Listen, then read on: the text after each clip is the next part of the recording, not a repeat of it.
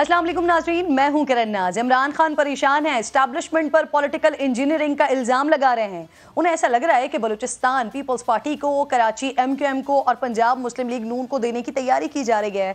लेकिन खान साहब 2018 भूल गए आप। कुछ ऐसे ही तो हालात थे जब खान साहब पाकिस्तान की सियासत का एक ऐसे मैग्नेट आप बने हुए थे कि जिसकी तरफ हर पंछी खिंचा चला जा रहा था। आप उन्हें इलेक्टेबल्स कहें, लोटे या फिर जीतने वाले घोड़े, ये पाकिस्तान की सियासत की एक ऐसी हकीकत है कि ये कबूतर जिस मुंडेर का रुख करते हैं अगली हुकूमत उसी की बन जाती है। 2013 में 100 से ज़ायद इलेक्टेबल्स नून लीग में शामिल हुए और मियाँ साहब ने हुकूमत बना ली। 2018 में PTI सरकार भी इन्हीं इलेक्टेबल्स की मरहून मिन्नत कायम हुई। बलूचिस्तान नाज़रीन वो सूबा है जहाँ तब्दीली का चांद जो है ना वो सबसे पहले ही नज़र आ जाता है। 2018 के इलेक्शन से पहले लीगी हुकूमत का जवाल भी वहीं से शुरू हुआ था। बाप पार्टी जितनी तेजी से बनी थी अब उसी तेजी से बिखर रही है। बलूचिस्तान के सियासी परिंदे जौक दर जौक पीपल्स पार्टी में शामिल हो रहे हैं। वजीर आला बलूचिस्तान के कोऑर्डिनेटर नवाबजादा जमाल खान रईसानी, मीर फरीद रईसानी, जहूर बुलैदी, रऊफ रिंद, सलीम खोसो, आरिफ हसनी समेत बड़ी तादाद में बलोच इलेक्टेबल्स जरदारी साहब की छतरी तले जमा हो रहे हैं। इससे कबल नवाब असलम रईसानी, जफरुल्लाह जहरी, अमानुल्लाह नौतिजई और गुलाम दस्तगीर बादिनी जैसे कुछ बड़े नाम JUI की तरफ भी गए। बलूचिस्तान वो सूबा है जहां आज तक कोई जमात तनहा हुकूमत नहीं बना सकी है। यहाँ अगर JUI की सूरत में आसिफ अली जरदारी को तगड़ा इत्तेहादी मिल गया तो 2013 की तरह पीपल्स पार्टी फिर हुकूमत बना सकती है। इसके अलावा पीपल्स पार्टी जनूबी पंजाब में भी कदम जमा रही है। साबिक गवर्नर मखदूम अहमद महमूद और यूसुफ रजा गिलानी को एक्टिव किया गया है। 2018 में नून लीग, पीपल्स पार्टी और दीगर पार्टीज पॉलिटिकल इंजीनियरिंग का शोर मचा रही थी, तो आज खान साहब इसे पॉलिटिकल इंजीनियरिंग करार दे रहे हैं। जनूबी पंजाब से PTI में शामिल होने वाले तकरीबन 40 से ज़ायद अरकान पर मुश्तमिल इलेक्टेबल्स की एक बड़ी तादाद अब तक PTI से अपने रास्ते अलग कर चुकी है। जो बाकी रह जाने वाले वो लोग जो आखिरी वक्त तक खान साहब की कैबिनेट का हिस्सा थे, खुसरो बख्तियार और नज़र गोंदल वगैरह, अब तक खामोशी की चादर ओढ़े हुए हैं। नदीम अफजल चंद पीपल्स पार्टी में वापस चले गए हैं। साबिक गवर्नर पंजाब चौधरी सरवर गिलानी साहब से मुड़ रहे हैं। 2018 में आज़ाद उम्मीदवारों की PTI में शमूलियत का सहरा जहांगीर तरीन के सर था और आज भी जहांगीर तरीन को पंजाब की सियासत का अहम खिलाड़ी तस्वुर किया जा रहा है। कल ऐसी खबरें सामने आ रही थी कि तरीन और अलीम खान का ग्रुप नई सियासी जमात बनाने या किसी और पार्टी में शमूलियत जैसे ऑप्शंस पर गौर कर रहा है, जिसकी अलीम खान की तरफ से तरदीद सामने आ गई है कि वो इस वक्त सियासत से अलहदा हैं और उनकी सारी तवज्जो फलाही मरकूज है। अब जो खबरें खान साहब दे रहे हैं, ये खबरें क्या दीगर सियासी जमातों के पास भी हैं या सिर्फ खान साहब को ही इसके बारे में इल्म है? जानने के लिए आज प्रोग्राम में ज़हमत दी हमने सीनियर रहनुमा पाकिस्तान मुस्लिम लीग नून के जावेद लतीफ़ साहब। अस्सलाम वालेकुम जावेद साहब, खुशामदीद कहती हूँ आपको प्रोग्राम में। जी वालेकुम अस्सलाम। जावेद साहब, खान साहब कह रहे हैं एस्टेब्लिशमेंट ने माजी से कुछ सबक नहीं सीखा, पंजाब में नून लीग को लाने की कोशिशें की जा रही हैं, बलूचिस्तान से पीपल्स पार्टी को इकट्ठा किया जा रहा है, खैबर पख्तूनख्वा में भी बहुत कुछ चल रहा है। तो जावेद साहब, ये सारी खबरें खान साहब के पास ही हैं या आप लोगों के इल्म में भी है? कुछ क्या चल रहा है, क्या खिचड़ी पक रही है सर? देखिए किरण नाज, बात सीधी सी है कि आपने भी कुछ बातें कहीं, कुछ इशारे दिए कि कब क्या होता रहा है। बदकिस्मती ये देखें कि आज के जो इत्तेहादी हैं पंजाब में, जो हुकूमत इस वक्त तक है, वो दोनों इत्तेहादी जो हैं का वो परवेज़ लाई क्या कह रहे हैं कि मुझे क्या कहते रहे जनरल फैज़, वो क्या मेरे से तवक्को रखते थे, और जनरल बाजवा मुझे क्या कहते रहे, और इमरान खान क्या शिकवा किन किन का करते रहे हैं। और माजी करीब में क्या परवेज़ लाई जब स्पीकर थे ये कहा नहीं करते थे कि बतौर स्पीकर भी कि मेरी जमात को जन्नत पाशा ने तोड़ के तो PTI को बनाया। ये सारी चीज़ें हकीकत है, और ये हकीकत जो है 2018 में जब हम कहते थे, और ये सिलसिला 2018 में तो शुरू ही नहीं हुआ था, इसको तो साबिक जो 4 ISI के सरबराह थे इस जमात को, PTI को, उन्होंने बनाया। और जब 2017 में कोई और रास्ता इनको ना मिला तो इन्होंने मिल के, जिसको एक पेज कहा जाता है, नवाज शरीफ को सज़ा दी, क्योंकि नवाज शरीफ को रास्ते से हटाए बगैर ये एजेंडा पूरा नहीं होता था। और इमरान खान जो है प्राइम मिनिस्टर बन नहीं सकते थे। अब बात सीधी सी है कि 2018 से लेकर 2022 तक ये सारा एक पेज था, और इस एक पेज ने पाकिस्तान का क्या भला किया? क्या पाकिस्तान आज जिस भंवर में फंसा हुआ है, जिस हालात से दो चार है माशी तौर पे या दीगर जो चैलेंजेस हैं, इस पे एक पेज नहीं लेके आया, और जिसकी सरबराही चीफ एग्जीक्यूटिव के नाम से इमरान खान किया करते थे, उस वक्त ये बातें अगर एक भी कर देते इनमें से, तो आज शायद कौम इनके तमाम झूठों को बुला के एक बात पे यकीन कर लेती। मगर ये तो बातें उस वक्त नहीं, और ये अभी कोई दूर की बात तो है नहीं।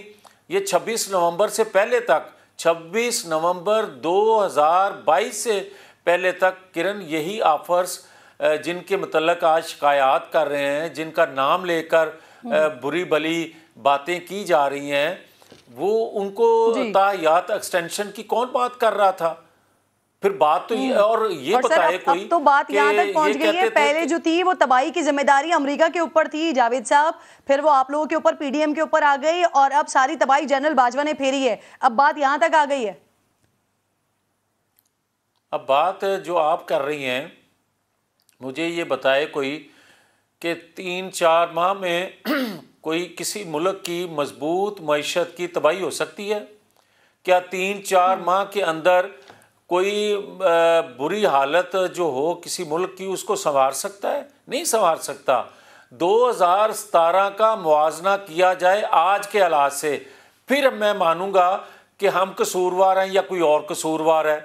तो 4-5 साल जो किरदार थे, मैं तो बार बार कह रहा हूँ, मेरी जमात का ये मौक़िफ़ हो ना हो, मैं बतौर पाकिस्तानी के मौक़िफ़ ये रखता हूँ कि 2017 को जो फलता फूलता तरक्की करता पाकिस्तान था, उसको इस हाल तक पहुँचाने वाले तमाम किरदारों का एहतसाब होना चाहिए। उसके बगैर आगे नहीं चला जाना। अच्छा सर, अब ये मुझे बताइए जरा, पंजाब असेंबली के हवाले से भी मैं बात करने जा रही हूँ। 9 जनवरी की बात की जा रही थी एतमाद के वोट की, अब कल का इजलास तो बुलाया हुआ है सर, सूरत हाल क्या लग रही है आपको? एतमाद का वोट तो शायद नहीं लिया जा रहा, अभी तक की सिचुएशन तो यही है। अब आप किरण ये देखें कि यहाँ एस्टेब्लिशमेंट अगर तो इमरान खान का जो माजी है, जिस तरह इसको गोद में लिया और जिस तरह पाल पोस के ये यहाँ तक लाए, और आज जो ये गाली गलोच और धमकियाँ दे रहा है उन्हीं पालने वालों को, अगर तो इसको आज एतमाद का वोट भी कहें ठीक है ना लें, फिर भी आप का बंदा जो है वो चीफ मिनिस्टर रहे, अदालतों से फैसले उसके हक में दिलवा दिए जाएं, तो फिर तो इस्टेब्लिशमेंट बकौल इसके कि वो पाकिस्तान के मफाद में काम कर रही है।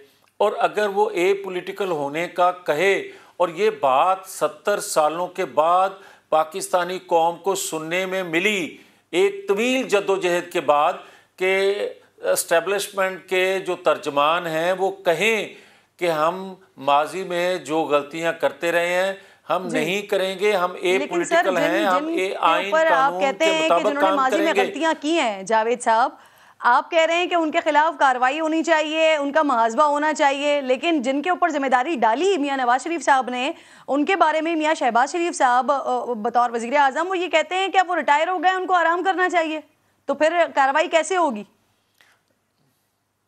देखें किरण, आप मैं हूँ या आप हों या नवाज शरीफ हों, जिन पर ज़ाती इंतकाम किसी ने लिया, ग्रज जिनको ज़ाती था, तकलीफ़ें दी, मैं माफ़ कर सकता हूँ, आप कर सकते हैं, नवाज शरीफ कर सकते हैं, मगर जिन किरदारों ने रियासत को नुकसान पहुँचाया, पाकिस्तानी कौम को नुकसान दिया, आने वाली नस्लों के लिए नुकसान का बायस बने, मेरा या किसी और का इख्तियार नहीं है उनको माफ़ करना। ये रियासत का काम है, अगर रियासत का अगर किया है तो आइन कानून का सामना उनको करना पड़ेगा। सही। सही। अच्छा सर, आपकी पार्टी के मुशाहिद हुसैन साहब कह रहे हैं कि इंतखाबात वक्त पर होते हुए दिखाई नहीं दे रहे। अब दीगर लोग भी आते हैं, वो भी यही कहते हैं कि हो सकता है कि एक्सटेंड कर दिया जाए पार्लियामेंट का टेन्योर। बिलावल साहब की अगर मैं गुफ्तगू देखती हूँ या पाकिस्तान पीपल्स पार्टी का स्टांस देखती हूँ, वो ना अर्ली इंतखाबात करवाने के हक में है और ना डिले करने के हक में है। तो सर, क्या आपकी पार्टी के अंदर ये सोच पाई जाती है किसी भी सतह पर क़यादत में कि एक्सटेंड कर दिया जाए पार्लियामेंट को? किरण, मैं ज़िम्मेदारी से ये बात कह रहा हूँ कि ना मुस्लिम लीग नून के अंदर कोई ये सोच पाई जाती है और ना ही जो 11 जमातों का इत्तेहाद है इसमें से किसी एक के अंदर ये सोच पाई जा रही है जो पार्लियामान के अंदर हैं। अब बात आ गई जो आप सवाल कर रही हैं कि ये बात अगर बिलावल भुट्टो साहब ने की है या कोई और कर रहा है, तो उसके पीछे एक सोच ये ज़रूर है कि जिस मकसद के लिए हमने ये सियासत की कुर्बानी दे के रियासत को बचाया, क्या वो मकसद पूरे हो गए? जो कि जवाब मिलेगा नहीं। वो ये था कि जब तक उन किरदारों को आप बेनकाब नहीं करते, आप उन जराइम किए गए रियासत को नुकसान पहुंचाने के लिए, वो पेंडिंग केस जिन लोगों के खिलाफ हैं, अगर वो पेंडिंग ही रहें और इलेक्शन करवा दिए जाएं तो इलेक्शन का कोई फ़ायदा नहीं होगा, कोई मकसद पूरा नहीं होगा। वजह यह है कि जिनके करतूत आज थोड़े थोड़े सामने कौम के आने शुरू हुए हैं, तो कौम ने कानों को हाथ लगा लिया है। अगर हकीकत पूरी, एक सेकंड किरण, किसके खिलाफ कार्रवाई होनी है जो नहीं हो रही? जी मैं अर्ज करता हूँ, मैं किरण अभी वो बता रहा हूँ जो पेंडिंग केस हैं जिनके मुतल्लिक, वो है इमरान खान। वो है इमरान खान जिनके 8-9 साल से पेंडिंग केस हैं और चीफ इलेक्शन कमीशन ने फैसला दे दिया और फॉरेन फंडिंग केस का कि जो ट्रायल अभी तक नहीं हो रहा या उसका फैसला नहीं आ रहा, जबकि उसके किसी और शवाहद की ज़रूरत ही नहीं है। उसकी स्क्रूटनी होने के बाद, इन्वेस्टिगेट होने के बाद ये फैसला आया है, उस पर अमल दरामद नहीं होगा। तो मुझे ये बताएं, उसके करप्शन के केसेस, उसके तोशाखाना के केसेस, और ये एक कासिम सूरी ने जो फैसला दिया था जो इमरान खान की ख्वाहिश पर आइन से मावरा था, ये सारे पेंडिंग केस जो हैं, इनके फैसले ना किरण ने करने हैं ना जावेद लतीफ़ ने करने तो अदालतों ने हैं। तो मैं ये पूछना चाहता हूँ, और ये कौम सवाल करती है कि मेरे फैसले, मेरे किसी रोल पे फैसला शाम को आ जाता है, एक ही दिन अदालत लगती है, रात को फैसला आ जाता है, तो जिनके 8-9 साल से पेंडिंग केस है उनके फैसले क्यों नहीं आते? और एक आखिरी बात और मुझे कह लेने दे, मैं ये किरण आपसे सवाल करता हूं कि जब इमरान खान इतराफ़ करते हैं अपने जुर्मों का, जब परवेज़ लाई अपने जुर्मों का इतराफ़ करता है कि मुझे सहूलतकारी किसने की और कब तक की, मुझे कब किसने कहा कि किस तरफ जाना है, और कब तक इमरान खान कहता रहा कि कौन कौन से एस्टेब्लिशमेंट के लोग मुझे सहूलतकारी देते रहे, और आज भी एजेंसियों में मेरे लोग मौजूद हैं। इतराफ़ करने के बाद भी अगर उसको उनके जुर्मों की सज़ा ना मिले, तो फिर मुझे बताएं ना, मैं कैसा इलेक्शन लड़ूं या कैसे इलेक्शन में जाऊं, और जिसको सजा दी गई हो वो पेंडिंग रहे उसी तरह। इतराफ़ करने वाले कर भी रहे हैं और मेरी सजा उसी तरह कायम है। इस तरह की सोच जावेद साहब नहीं पाई जाती। तो सर, अगर आप ऑन टाइम इलेक्शंस की तरफ चले जाते हैं तो किस तरह जाएंगे अपने अपने हलकों में? क्योंकि इस वक्त जो माशी सूरत हाल है वो तो बड़ी बदतरीन है, और अगले 6 महीने के जो हमारे सामने स्टैट्स आ रहे हैं वो भी कुछ अच्छे नहीं आ रहे हैं। तो ऐसी सूरत हाल में अगर आप ऑन टाइम इलेक्शंस की तरफ जाते हैं तो कैसे जाएंगे? किरण, यही बात है असल जो अब आपने सवाल किया है। हम ये चाहते हैं कि आइडेंटिफाई होना चाहिए वो शख्स, वो किरदार जिन्होंने 2017 का एक तरक्की करता पाकिस्तान इस जगह तक ले आए, इस नहज तक ले आए कि लोग कहना शुरू हो गए कि ये डिफ़ॉल्ट कर जाएगा मुल्क, ये श्रीलंका बन जाएगा मुल्क। 2017 में ऐसी आवाज़ें आपको सुनने को मिलती थी, और अगर नहीं मिलती थी तो ये बेनकाब करना इलेक्शन से पहले अदारों में बैठे लोगों की जिम्मेवारी है। सही। अच्छा सर, इस वक्त जो सिचुएशन है हमारी, वज़ीर आज़म शहबाज शरीफ साहब कहते हैं कि मुझे IMF के डायरेक्टर की कॉल आई है और डायरेक्टर उसकी तरदीद करते हुए कहते हैं कि हमारी तरफ से कोई कॉल ही नहीं की गई, बल्कि पाकिस्तानी वजीर आजम की ख्वाहिश पर बात हुई है। तो सर, हम मुल्की सतह पर भी परेशानियों का शिकार हैं और आलमी सतह पर भी तन्हाइयों का शिकार हो रहे हैं। जावेद साहब, ये बात जो आप कह रही हैं किरण, पूरी पाकिस्तानी कौम जो है इस करब में मुब्तला है कि क्या हो गया है पाकिस्तान को। वही वसाइल हैं, वही पाकिस्तान है कि 2017 में तो इन चीज़ों का सामना नहीं था। उस वक्त मालियाती अदारे जो थे पाकिस्तान की शराइत पर डील करते थे। आज हम उनकी शराइत पर डील करने पर मजबूर भी हैं और आगे से जवाब इस तरह के मिल रहे हैं जो आप कोट कर रही हैं। वजह यह है कि जिस मुल्क में सियासी मुआशी अदम इस्तेहकाम आ गया हो, और ये पहली दफा नहीं हुआ किरण, क्यों बनाई? आप ये देखें जावेद साहब, आज आपको ये कहना पड़ता है कि पहले एक्सपोज हो जाएं फिर हम इलेक्शंस में जाएं, क्योंकि इलेक्शंस आपके लिए मुश्किल हो जाएंगे। तो ऐसी सिचुएशन में हुकूमत क्यों लिया आप लोगों ने? इनफैक्ट मरियम साहिबा भी कहती थी कि हमें हुकूमत नहीं लेना चाहिए, तो आज तो उनका तासुर, ये उनकी बात सही साबित हो रही है। किरण, शायद आपको अंदाज़ा नहीं होगा, लेकिन मैं आपको याद दिलाने के लिए सिर्फ इतना कह देता हूँ कि देखें 1997 में इमरान खान ने पहला इलेक्शन लड़ा और इसकी ज़मानत ज़ब्त हो गई, वोट इतना कम मिला, मगर 6 माह बाद इसने कहा धांधली हो गई है और नए इलेक्शन हो। 2002 में 1 सीट इसको मिली और इसकी ख्वाहिश के मुताबिक इसको चीफ एग्जेक्टिव ना बनाया गया, तो इसने 1 साल बाद ही कहना शुरू कर दिया धांधली हुई है, नए इलेक्शन करवाए जाए। 2008 में भी यही बात की, 2013 में भी इसने यही बात की, नहीं की तो इसने 2018 में जब इसको चीफ एग्जेक्टिव बना दिया गया उस वक्त बात नहीं की। और आज से 7-8 माह पहले जब अदम एतमाद की तहरीक इसके खिलाफ कामयाब हो गई तो कहता है नए इलेक्शन करवाएं, धांधली हो गई है। भाई बात ये है कि एक शख्स ऐसा जो पिछले 12 साल से एक ही बात किए जा रहा है कि जनाब धांधली होगी, नए इलेक्शन कराओ, तो समझ नहीं आ रही खान कि साहब इस के बंदे को सिर्फ और सिर्फ बहुत अच्छे तरीके से जानते हैं। लेकिन मेरा आपसे सवाल ये था कि इतनी दिगरगू सूरत हाल में आप लोगों ने हुकूमत क्यों ली सर? अगर मैं फिर आपको बताता हूँ, एक बच्चे की 2 दावेदार माएँ थीं और मुनसिफ के पास जब फैसला आया तो दोनों कुरान पाक पे हाथ रखकर ये कह रही थी कि ये बच्चा मेरा है। मुनसिफ ने कहा इसको तकसीम करके आधा उस माँ को दे दो, आधा दूसरी माँ को दे दो। तो जो हकीकी माँ थी उसने कहा ये बच्चा मेरा नहीं है, मैं गलत बयानी कर रही थी, ये बच्चा इसको दे दो, जिंदा रहेगा कम से कम मैं इसको देखती तो रहूंगी। ये हालत है हमारी कि हम देख भी रहे थे कि पाकिस्तान किस नहज तक ये ले गया है और आने वाले दिनों में किन चैलेंजेस का सामना करना पड़ेगा, मगर हम पाकिस्तानी थे।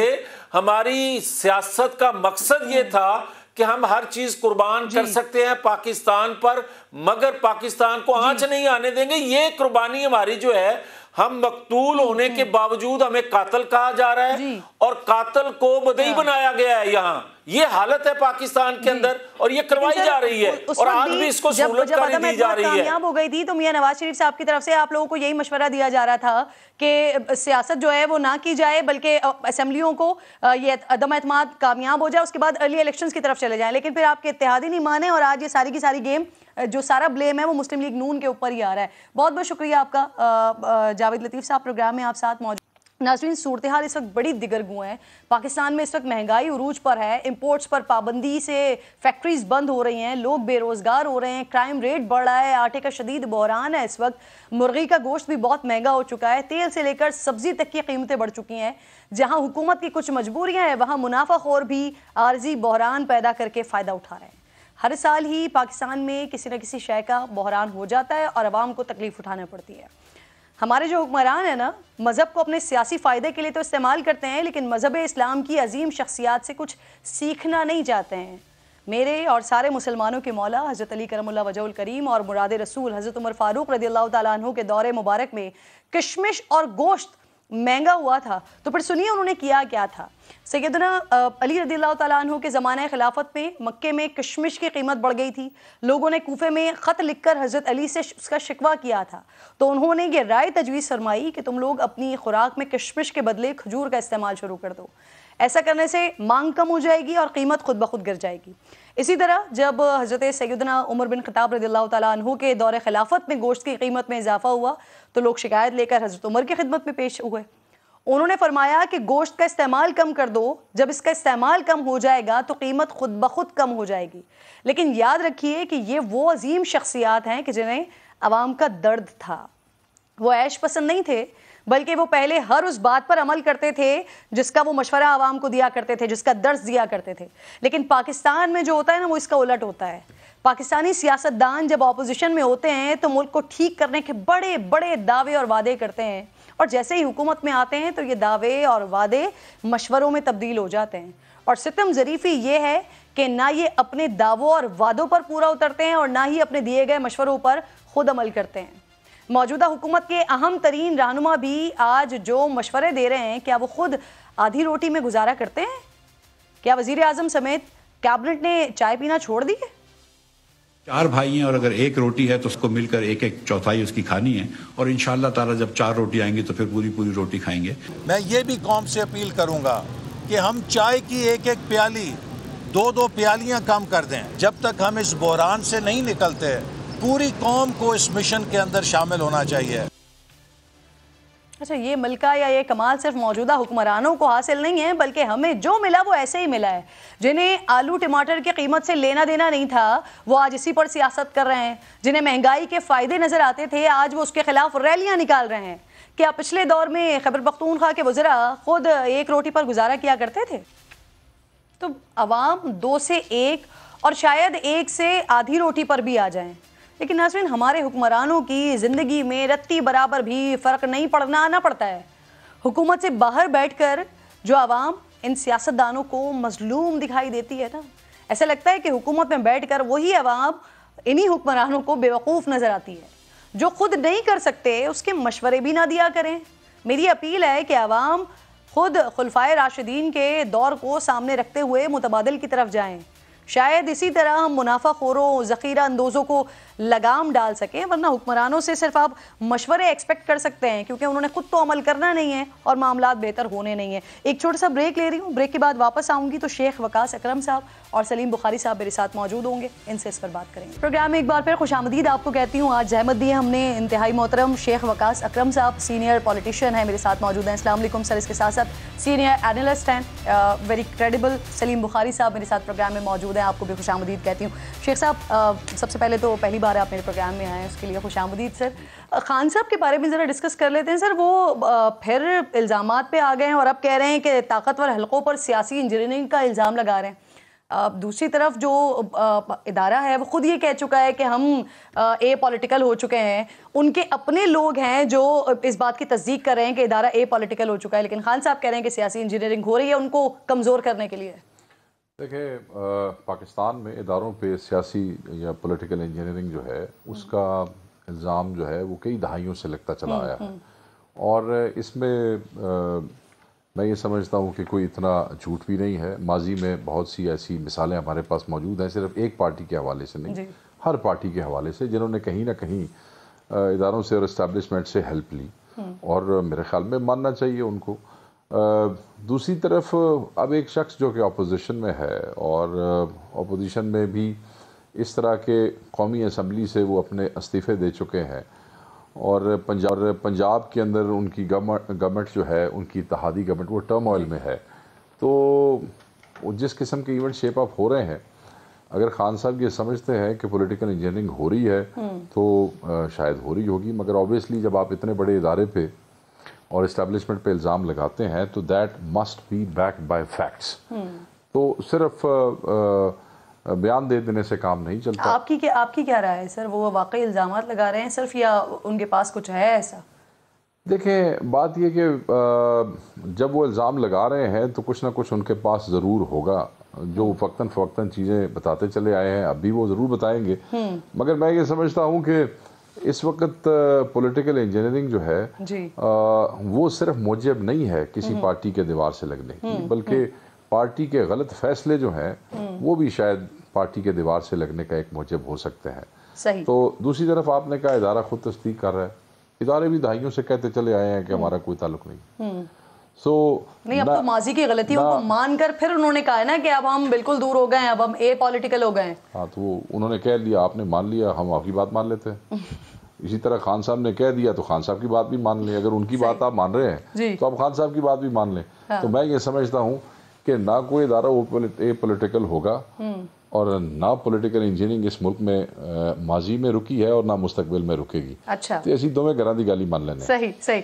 बुखारी साहब अस्सलाम वालेकुम सर। खान साहब कल कह रहे थे कि पंजाब में पीपल्स पार्टी को लाने की कोशिश की जा रही है, आज कह रहे हैं नून लीग को लाने की कोशिश हो रही है। तो सर पंजाब की सियासत में बेसिकली चल क्या रहा है? वाकई कोई किसी को लाने की कोशिश कर रहा है, या खान साहब के लिए ये बड़ा मशहूर है कि वो सुनी सुनाई बातों पर यकीन रखते हैं? यहाँ भी पंजाब की सियासत में भी यही वाली सूरत हाल है?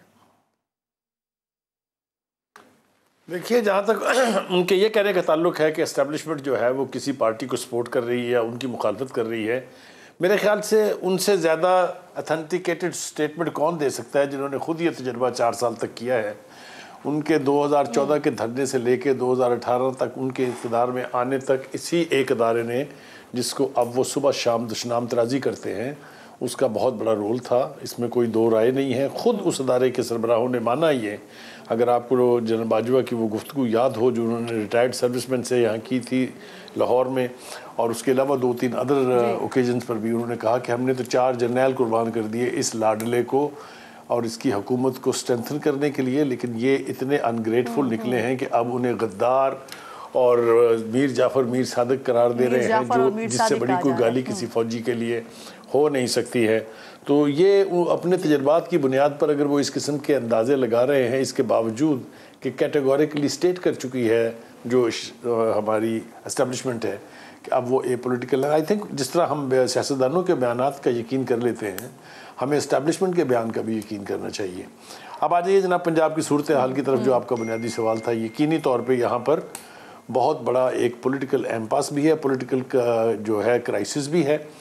वो ये है कि यहाँ समझा जाता था कि जो पंजाब है ये पाकिस्तान मुस्लिम लीग नवाज़ का गढ़ है, लेकिन 17 जुलाई को होने वाले बाई इलेक्शन ने इसको शायद इसकी तरदीद कर दी है, या इसको किसी हद तक ये तासुर जो है ये कमज़ोर हुआ है। उसकी वजूहात के ऊपर अगर जाएँ तो बहुत सी तावीलात जो हैं वो पार्टी की तरफ से दी गई। कई किसी ने कहा और बड़े सीनियर लीडर्स ने कहा कि चूँकि टिकट जो है वो पीटीआई के 20 लोटों को दे दिए गए थे, इसलिए जो है ये इलेक्शन का नतीजा यही निकलना था, क्योंकि पीएमएलएन का वर्कर जो है उस्मान गुज़ार दौर में जिन अरकान ने मुस्लिम लीग नून से बगावत की थी सलीम साहब, अब उनकी वापसी भी शुरू हो गई है। इनफैक्ट मौलाना गयासुद्दीन साहब उनकी वज़ीर आज़म से मुलाकात के बाद वो नून लीग की का दोबारा हिस्सा बन गए हैं। तो समझते हैं आप कि क्या दोबारा मज़ीद पंछियाँ भी वापस आ सकते हैं नून लीग में? मेरे ख्याल से बहुत सारा ऐसा कुछ होने वाला है। ना सिर्फ ये कि मुस्लिम लीग के लोग वापस आएंगे, मेरे ख्याल से पीटीआई के बहुत सारे लोग नून लीग में पनाह गजी होने के लिए तैयार हैं और आमादा है। और इसकी वजह यह है कि जो बुत था एक बहुत बड़ा बना हुआ इमरान खान साहब उनकी पॉलिटिक्स का, वो पाश हुआ है। वो बहुत कुछ ऐसा हुआ है जो किसी भी बड़े सियासतदान के लिए बहुत एम्बैरसिंग भी हो सकता है, चाहे उनके खिलाफ मुकदमात की बात है, चाहे उनके खिलाफ रिलीज़ होने वाली वीडियोस की बात है। एक चीज़ नहीं है, बेपनाह ऐसी चीज़ें हैं जिन्होंने उनका वो जो इमेज था, जो आसमान की तरफ सर उठा के देखना पड़ता था, उसको लार्जली कंप्रोमाइज़ किया है। और अब वो हर रोज़ बैठ के ऐसे बयानात दिन में 3-3, 4-4 मरतबा देते हैं ताकि टीवी की स्क्रीन के ऊपर उनका कब्ज़ा जो है वो जारी रहे, जो कि है जारी। मेरे ख्याल से वो अपनी स्ट्रेटजी में बहुत कामयाब है। दूसरी बात यह है कि पंजाब में उनको फ्री हैंड मिला इसलिए कि पंजाब की जो सही लीडरशिप थी वो या मुल्क से बाहर थी या मुल्क से बाहर चली गई है। मरियम और नवाज शरीफ दोनों बाहर बैठे हुए हैं। पंजाब में इतने सीरियस चैलेंजेस हैं। खान साहब जो हैं वो डेरा डाल के पंजाब के ज़मान पार्क में बैठे हुए हैं।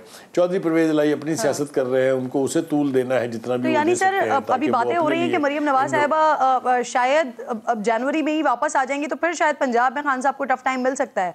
वकास साहब, यहाँ पर पंजाब में एक सिचुएशन बनी हुई है, मरकज़ की एक अलग सिचुएशन है, लेकिन इस सारे दौरानिए में बलूचिस्तान में बड़ी दिलचस्प सूरत हाल हुई है।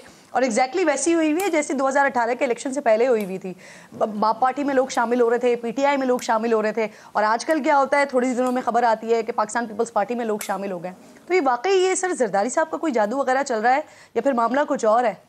नहीं, इस वक्त जादू शादू वाली बात किसी की भी नहीं है, जादू किसी का भी नहीं चल रहा है। वाइडली लोग डिवाइड हो गए हैं PMLN और PTI के दरमियान, और वो लोग जो PTI और PMLN से ना उम्मीद होंगे कि उनकी एडजस्टमेंट वहाँ नहीं हो रही जी, नेचुरली वो वहाँ पे जाएंगे जहाँ एडजस्टमेंट हो जाएगी, जहाँ पे हो जाएगी। तीसरी बात यह है कि इसमें कुछ लोकल कंसिडरेशन भी होती है। जब कोई आदमी ये फैसला करता है पार्टी चेंज करने का, जाने का जी, आप इस्लामाबाद में बैठ के ये मत समझा करें कि उसकी सिर्फ नेशनल कंसिडरेशंस हैं या कोई पार्टी का कोई जादू चल गया है। कई दफ़ा लोकल धड़े और लोकल सियासत आपको मजबूर कर देती है कि एक ऐसी पार्टी जिसको आप ना भी चाहते हो और आपको पता हो कि शायद आप ही इस पे सीट निकाल सकें और इसकी कहीं सीट ना निकलती हो, लोग ऐसी पार्टी में भी जाने पर मजबूर हो जाते हैं। तो जादू शादू वाली बात अभी कोई नहीं है। बलूचिस्तान में सर क्या मजबूरियां हैं लोकली जो पाकिस्तान पीपल्स पार्टी का हिस्सा बन रहे हैं? देखिए, मैं आपको बताता हूँ, आमतौर पे बलूचिस्तान की अगर आप माजी में सियासत देखें तो बलूचिस्तान की सियासत में इस्टेब्लिशमेंट का बहुत बड़ा हिस्सा रहा है, और वहाँ हुकूमतें जिस तरीके से बनती और टूटती रही हैं वो इन बेचारी सियासी पार्टियों की औकात और हैसियत ही कोई नहीं है। वहाँ पे हमेशा एक लोकल रीजनल पार्टी जो है वो पनप जाती है और फिर वहाँ लाइसेंस होते हैं और फिर वो बन जाती है। वहाँ पे पॉलिटिकल करप्शन जो है वो एज कम्पेयर टू अदर इलाकों में वो कुछ थोड़ा सा इलेक्शन के करीब जाकर और टूटने बनने में उसका एलिमेंट ज़्यादा है। वजारतें, पैसे, कॉन्ट्रैक्ट्स, ये एक बड़ी वो है। तो मैं नहीं समझता कि जरदारी साहब का कोई जादू चल गया है। हो सकता है कि जरदारी साहब की पार्टी बलूचिस्तान के मौजूदा सिनेरियो में उस इक्वेशन में ठीक बैठ रही हो इस वक्त। अच्छा, हाँ, इम्पोर्टेंट बात कर रहे हैं सर। सलीम साहब, आपका टेक सर, जो पाकिस्तान तहरीक इंसाफ के साथ 2018 से पहले हुआ था वो इस वक्त पीपल्स पार्टी के साथ हो रहा है, जिस तरह से इलेक्टेबल्स जौक दर जौक यहाँ पर शामिल हो रहे हैं, कैसा क्या मुस्तकबिल देख रहे हैं वैसे आप पाकिस्तान पीपल्स पार्टी का? मेरे ख्याल से एक बात जो मेरे भाई विकास साहब भूल गए हैं वो ये है कि अगर वो रिकॉल करें कि बाप कैसे तश्कील पाई थी और किसने बनाई थी और सीना ठोक के पब्लिक रैली में कहा था कि हाँ मैंने बनाई है, कर लें जो करना है। जब बलूचिस्तान की हुकूमत तोड़ी गई थी तब भी जरदारी साहब जो है वो कोयटा में बैठे हुए थे और उनकी मौजूदगी में वहाँ वो ये पार्टी जो है ये नए नाम के साथ बनी और फिर हुकूमत इसके पास आई। अब उन्होंने अपने उन्हीं तमाम ताबेदारान या मुरीदैन और उनको कहा होगा कि जनाब अब आप वो वाला पर्दा उतार दीजिए और आ जाएं सीधे सीधे पीपल्स पार्टी में।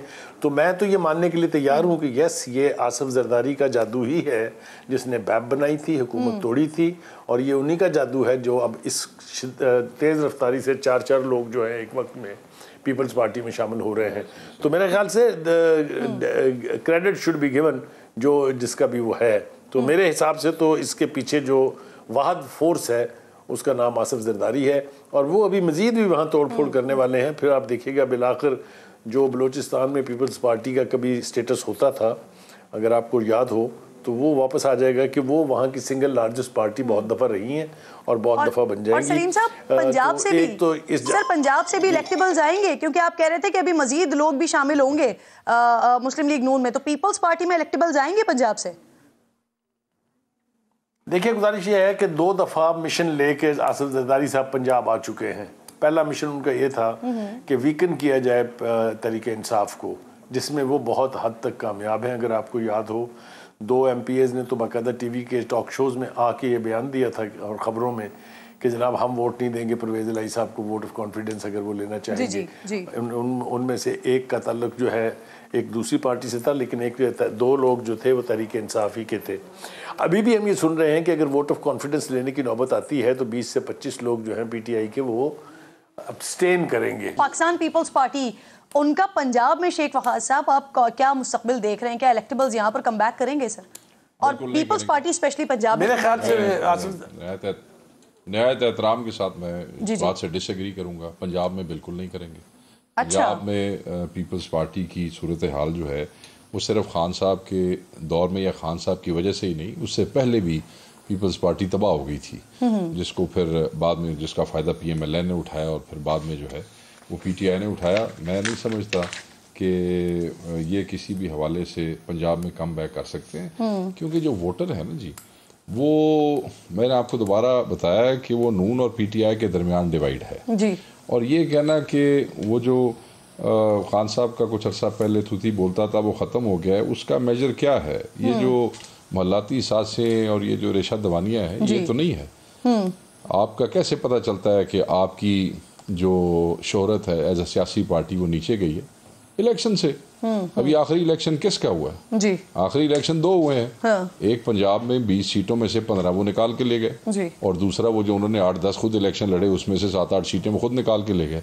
अगर उसके बाद कोई इलेक्शन हुए हैं जिसमें नून लीग ने उनको पिछाड़ दिया है या पीपल्स पार्टी उनको गिरा के कहीं आगे चली गई है तो फिर हम देख लेते हैं।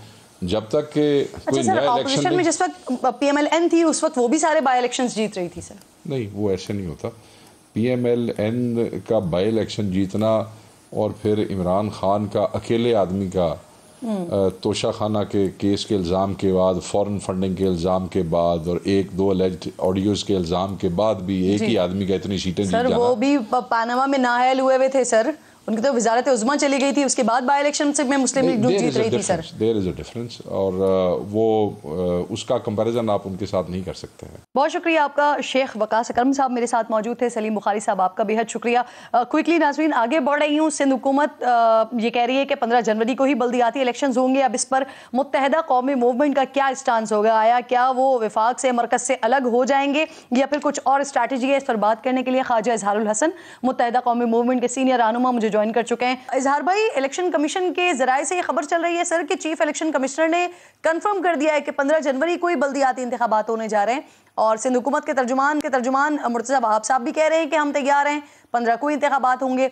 आपकी हिकमत अमली क्या होगी सर? देखें, बिल्कुल हमारी तवक्कुआत यही थी और साइमल्टेनियसली हमने इलेक्शन की तैयारी भी शुरू कर दी है और सिंध हुकूमत का तो मौक़िफ़ यही होना चाहिए क्योंकि एक जो धांधली हल्का बंदियों में इलेक्शन से पहले कर दी गई है और दूसरी धांधली जो इलेक्शन के दौरान होगी जिसकी हुकूमत में सलाहियत है, लेकिन हम भरपूर मुकाबला करेंगे। अफसोस जरूर रहेगा इस बात का कि आला अदालतों के कहने के बावजूद भी इलेक्शन कमीशन एक मुनसिफाना इंतखाबात नहीं करा सका। इसे किसी भी तरीके से हम मुनसिफाना इंतखाबात नहीं कह सकेंगे क्योंकि इसमें हल्का बंदियां, 2 वोटर लिस्टें जिनके अंदर बहुत बड़े फ्लॉज हैं, वो सबको नजरअंदाज करके इलेक्शन किया जा रहा है। जो काम 1 हफ्ते में हो जाना चाहिए था वो मुसलसल 3 बार तारीख का इल्तवा होने के बावजूद भी इलेक्शन कमीशन उसको नहीं करवा सका, जिसकी वजह से ये एक सवालिया निशान जरूर रहेगा। इजहार साहब, आपने मेरे शो में भी ये कहा था सर और एमक्यूएम पाकिस्तान के सरबराह खालिद मकबूल सिद्दीकी ने भी प्रेस कॉन्फ्रेंस में धमकी दी थी कि हल्का बंदियों में तब्दीली के बगैर बल्दियाती इंतखाबात हुए तो फिर हुकूमत से निकल सकते हैं। अब तो वाज़ेह नजर आ रहा है कि इलेक्शन होंगे और 15 जनवरी को ही होंगे और नई मर्दमशुमारी के बगैर ही होंगे सर। तो अब आप लोगों का स्टांस क्या है? इत्तेहाद से निकल रहे हैं?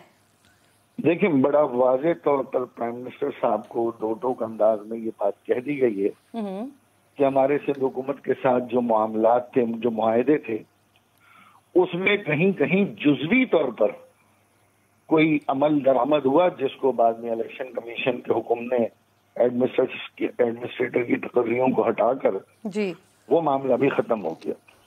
बुनियादी तौर पर मुआहदे के 2 ही अहम नुकात थे कि हल्का बंदियों 140 सीटें नहीं हो सके तो वजीर आजम पाकिस्तान को यह बता दिया गया है कि हमने यकीनन हुकूमत बनाने में बहुत बड़ा किरदार अदा किया, हुकूमत बनाई हुई और आज इस हुकूमत में अगर वजीर आजम, वजीर खारिजा, वजीर खजाना, वजीर हेल्थ मौजूद है तो वह इनकम की मरहून मिन्नत हैं। तो अगर ये 15 तारीख को इंतखाबात इन्हीं हल्का बंदी पे हो जाते हैं तो हम ये समझ जाएंगे कि आइंदा भी हमारे मुआहदे मुकम्मल होने की कोई उम्मीद नहीं है। जैसे कि 3.5 साल पीटीआई के साथ हम लारों में रहे, तसल्लियों में रहे और लाल बत्ती के पीछे खान साहब ने और उनकी टीम ने हमें लगा के रखा, तो फिर इसका वाज़ेह मतलब है कि ये वाली सोच भी बिल्कुल उसी डगर पे जा रही है। तो 15 तारीख के बाद यकीनन हमारे अंदर राब्ता कमेटी में एक सोच है कि हमें फौरी तौर पर वजारतों से इस्तीफा देकर हुकूमत की जो काबीना है उससे बाहर आ जाना चाहिए। लेकिन उसका हतमी फैसला यकीनन 15 के बाद राब्ता कमेटी और खालिद भाई एक बार फिर बैठेंगे, लेकिन ये पैगाम वज़ीर आज़म साहब को दिया जा चुका है। सर, वफाकी वज़रा जो आए थे वो आपके पास भी आए थे और बिलावल हाउस भी चले गए थे, तो क्या पीपल्स पार्टी ने दो टोक मना कर दिया? हुआ क्या वहां पर? देखिए, जरदारी साहब को जो ब्रीफिंग थी, जो बिलावल साहब को ब्रीफिंग है, वो हकायक के बरक्स है। और कुछ पीपल्स पार्टी की क़यादत जो कि जिसमें जरदारी साहब के दोस्त भी शामिल हैं, उनका ये ख्याल है कि शायद कराची में वो बड़ी पॉपुलैरिटी हासिल कर लेंगे पुलिस ताकत और पैसे की बलबूते पर। तो हमने जरदारी साहब को यही बताया कि ये एक खाम ख्याली जरूर है, ये यहाँ कोई गलत फहमी में जरूर रखा जा रहा है, ऐसा कुछ है नहीं।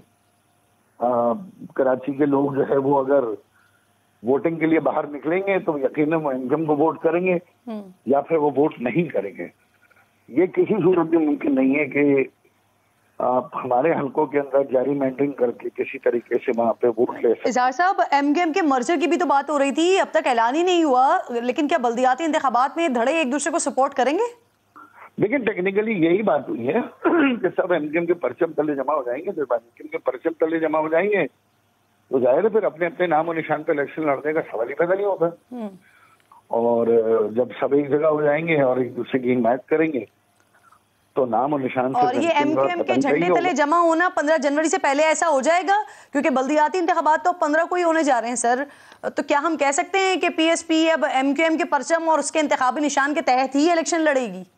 लेकिन तवक्को तो यही आज फारूक भाई के पास खालिद भाई की भी मुलाकात हुई है। लेकिन अगर हम ये चाहते हैं चाहे 15 से पहले हो या 15 के हो, ऑर्गेनिक तरीके से, एक नेचुरल तरीके से हो, नेचुरल तरीके से हम मुलाकात करें, नेचुरल तरीके से एमकेएम में जम होने का सिलसिला हो, जिस तरह के जेन्युइन तरीके से सियासी जमातों में होता है जी। और इसमें यकीनन सब गैर मशरूत तौर पर ही आ रहे हैं, तो जाहिर है अपना जो उम्मीदवार है, अगर ये 15 से पहले होगा तो वो दस्तबरदार होंगे, और अगर 15 के बाद भी होगा तो भी उसकी कोई ना कोई सूरत हाल जरूर निकलेगी, हिमायत की सूरत में या और क्या एमकेएम के अंदर ये तशवीश पाई जा रही है कि अगर मुस्तफा कमाल या अनीस कायम खानी मर्जर का हिस्सा बन जाते हैं और एमकेएम के अहम रहनुमा की गिरफ्तारी होती है तो वो पार्टी को टेक ओवर कर लेंगे? नहीं जी, ऐसी कोई बात नहीं है। और इस किस्म की जाहिर है मेरा ख्याल है कि बिल्कुल ही ऐसी बात हुई है जिसका कभी जिक्र भी नहीं हुआ है और ना ही कोई तशवीश है। हाँ, जाहिर है जब कोई अपनी पार्टी छोड़कर आता है तो जाहिर है वो सोच विचार पूरा करता है, तो वो बिल्कुल सोच विचारों का हक है। और सिर्फ 2 अफराद तो नहीं है, यकीनन वहाँ भी कारकुनान की बड़ी तादाद और जिम्मेदारान की बड़ी तादाद है, तो वो हर सतह पर अपने मामला को बगौर जायजा लेंगे। और बाकी ये इतिहास हराई के जी ऐसे हो जाएगा, टेक ओवर हो जाएगा, ये तो फिर जब अंतिम खत्म हो जाएगी। तो इस किस्म की इतिहास हराई बिल्कुल मैं समझता हूँ बेबुनियाद है। ख्वाजा इजहारुल हसन साहब प्रोग्राम में साथ मौजूद थे। 15 जनवरी को अगर बल्दियात जाते हैं तो उसके बाद एमकेएम का स्टांस क्या होगा, इस पर हम बात कर रहे थे। बहुत शुक्रिया आपका, आपके वक्त का। प्रोग्राम का वक्त भी खत्म हो गया है। इंशाल्लाह नाज़रीन से मुलाकात होगी जुमे को। अपना और अपने मुल्क का खास ख्याल रखिए। अल्लाह ने के बाद।